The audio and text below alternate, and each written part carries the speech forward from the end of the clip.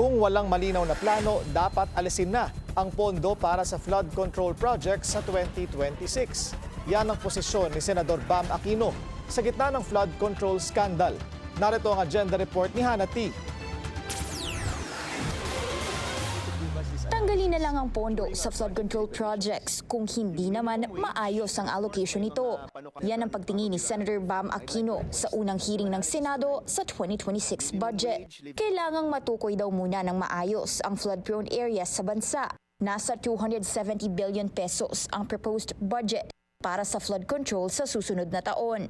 If that is not corrected, kung di po yun ayusin base sa talagang pinaka-flood-prone areas, my inclination is just to delete the whole budget.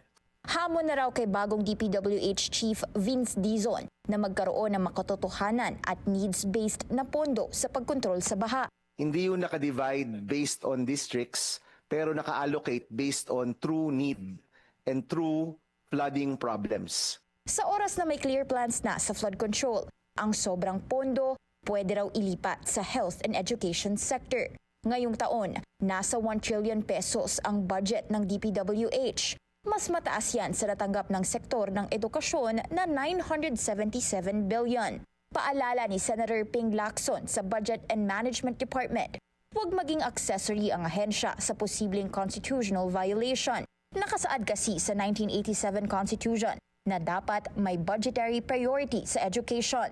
Huwag na raw sanang maulit ang sobrang realignment ng mga mambabatas sa budget na nangyari umano last year, dahilan para lumobo ang pondo ng DPWH. I hate to say this, pero para kayong accessory after the fact.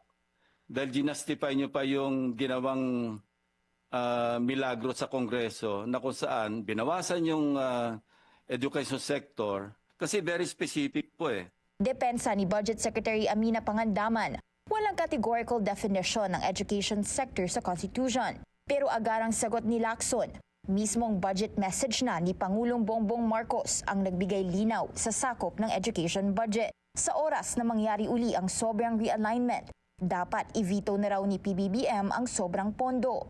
Nasa 6.793 trillion pesos ang proposed budget para sa 2026. Mas mataas ito ng 7% sa pondo ngayong taon. Para sa agenda, Hannah T, Bilyonaryo News Channel.